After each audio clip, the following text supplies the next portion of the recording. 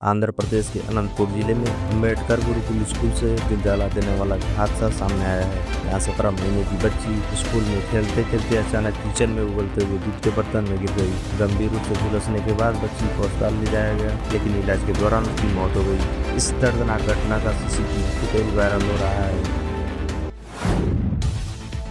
उत्तर प्रदेश के सीतापुर जिले में बेसिक शिक्षा अधिकारी और एक प्राथमिक विद्यालय के हेडमास्टर के बीच हुए बेल्ट कांड मामले में बड़ी कार्रवाई की गई है। शासन ने बीएसए को निलंबित कर दिया है। वहीं जेल भेजे गए हेडमास्टर के समर्थन में ग्रामीण और स्कूली बच्चे खुलकर सामने आ गए हैं। आक्रोशित ग्रामीणों ने स्कूल में ताला जड़ दिया और हेडमास्टर की रिहाई की मांग कर रहे हैं। कर्नाटक के गलुरू में एक कपड़ा दुकान में शर्मनाक घटना सामने आई। दुकान के मालिक और कर्मचारी ने चोरी के शक में एक 55 वर्षीय महिला को पकड़कर बेरहमी से पीटा। महिला पर हुए हमले का वीडियो मौके पर मौजूद लोगों ने मोबाइल में रिकॉर्ड कर लिया, जो अब वायरल हो रहा है। तेलंगाना सरकार ने स्थानीय निकाय चुनाव में पिछड़े वर्गों के लिए आरक्षण 23% से बढ़ाकर 42% करने का ऐतिहासिक फैसला लिया है। यह कदम मुख्यमंत्री रेवंत रेड्डी के नेतृत्व में कांग्रेस सरकार के चुनावी वादे को पूरा करने की दिशा में उठाया गया है। विधानसभा और विधान परिषद दोनों में यह बिल पारित हो चुका है और राष्ट्रपति की मंजूरी के बाद इसे लागू किया जाएगा। उत्तर प्रदेश के बरेली में मौलाना तौकीर रजा के पैदल मार्च को रोकने के बाद हिंसा भड़क उठी। उपद्रवियों की ओर से पथराव में 10 पुलिसकर्मी समेत कई लोग घायल हो गए। पुलिस ने लाठीचार्ज कर हालात को काबू किया। सीएम योगी आदित्यनाथ ने देर रात अधिकारियों को कड़ी कार्रवाई का आदेश देते हुए कहा, यही समय है जब उपद्रवियों पर सख्त कार्रवाई की जानी चाहिए। राजस्थान के उदयपुर में हैरान करने वाला मामला सामने आया है। यहाँ एक तेंदुआ अचानक एक घर में घुस गया, जिससे परिवार के लोग घबरा गए और इधर उधर भागने लगे। लेकिन घर की महिला ने साहस का परिचय देते हुए तेंदुआ को रस्सी से बांध दिया। उसकी साहस की चर्चा पूरे इलाके में हो रही है। पश्चिम बंगाल के बीरभूमि से डिपोर्ट किए गए 6 लोगों पर बड़ा खुलासा हुआ है। सरकार ने इन्हें बांग्लादेश दे दिया है, लेकिन जांच में यह भारतीय निकले। कोलकाता हाईकोर्ट ने केंद्र सरकार को आदेश दिया है कि इन्हें तुरंत वापस लाया जाए। केंद्रीय पेट्रोलियम मंत्री हरदीप सिंह पुरी ने अंडमान सागर में नेचुरल गैस की खोज का ऐलान किया है। यह खोज श्री विजयपुरम क्षेत्र के 2 कुओं से हुई है, जो तट के करीब 17 किलोमीटर दूर है। शुरुआती परीक्षण में गैस के नमूनों में 87% मीथेन पाई गई है। बिहार के दरभंगा में मुख्यमंत्री नीतीश कुमार की सभा के दौरान चोरी की बड़ी वारदात हुई है। राघोपुर गांव में आयोजित कार्यकर्ता सम्मेलन में उचक्कों ने कई महिलाओं के गले की सोने की चेन और मंगलसूत्र चुरा लिए।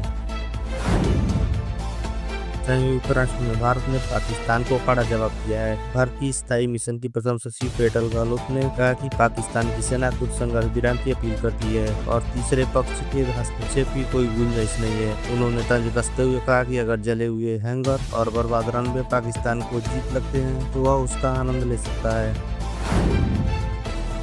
बरेली में आइलम मोहम्मद पोस्टर मामले में लाठीचार्ज को लेकर सपा नेता सुमैया राणा ने भड़काऊ बयान दिया है। उन्होंने पुलिस को चुनौती देते हुए कहा, लखनऊ में भीड़ नहीं बल्कि सैलाब आएगा और पुलिस अपनी बंदूक लेकर तैयार रहे। दिल्ली पुलिस ने चैतन्यानंद स्वामी पर बड़ी कार्रवाई करते हुए उसके 18 बैंक खाते और 28 फिक्स्ड डिपॉजिट फ्रीज कर दिए हैं। लद्दाख में पर्यावरण कार्यकर्ता सोनम वांगचुक की गिरफ्तारी पर उनकी पत्नी गीतांजलि यांगुमो ने तीखी प्रतिक्रिया दी है। उन्होंने कहा कि प्रशासन उनके पति को अपराधी की तरह ट्रीट कर रहा है और यह उनकी छवि खराब करने की कोशिश हो रहा है। गुरुग्राम में महिला इन्फ्लुएंसर ने एक पुलिसकर्मी पर गंभीर आरोप लगाए हैं। महिला ने कहा कि आरोपी सिपाही पुलिस बल से उसका पीछा कर रहा था। शिकायत के बाद आरोपी को सस्पेंड कर FIR दर्ज कर दी गई है। महिला ने साइबर थाना SHO पर भी लापरवाही का आरोप लगाया है। लद्दाख में हिंसक प्रदर्शनों के बाद लेह जिले में धारा 163 लागू कर दी गई है। अब 5 से अधिक लोगों के इकट्ठा होने, जुलूस और रैली निकलने पर प्रतिबंध है। सपा प्रमुख अखिलेश यादव ने बरेली की हिंसा पर सरकार को घेरा। उन्होंने कहा कि ताकत का इज़हार करना सरकार की कमजोरी की निशानी है। सरकारें लाठीचार्ज से नहीं बल्कि सौहार्द और सद्भाव से चलती हैं। उत्तर प्रदेश के आजमगढ़ में सनसनीखेज वारदात हुई है। लालगंज इलाके में एक पिता ने अपने 18 वर्षीय बेटी और उसके दोस्त को गोली मार दी। युवती की मौत हो गई है, जबकि युवक गंभीर रूप से घायल हो गया, जिसे अस्पताल में भर्ती कराया गया है। आरोपी पिता गिरफ्तार कर लिया गया है।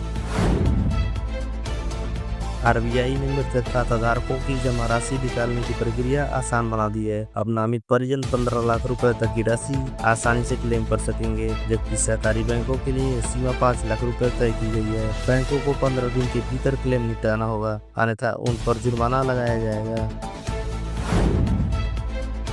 बिहार की सियासत में नया विवाद खड़ा हो गया है। मुख्यमंत्री नीतीश कुमार ने खगड़िया में एक सभा के दौरान लालू यादव को संबोधित करते हुए ससुरा शब्द का इस्तेमाल कर दिया है। इस पर लालू की बेटी रोहिणी आचार्य ने पलटवार करते हुए इसे पागलपन की हद बताया है। कृपया वीडियो को लाइक करें, चैनल को सब्सक्राइब करें। अगर कोई सवाल या सुझाव है तो कमेंट बॉक्स में जरूर लिखें। आप देखते रहिए विजन न्यूज़ हिंदी। धन्यवाद।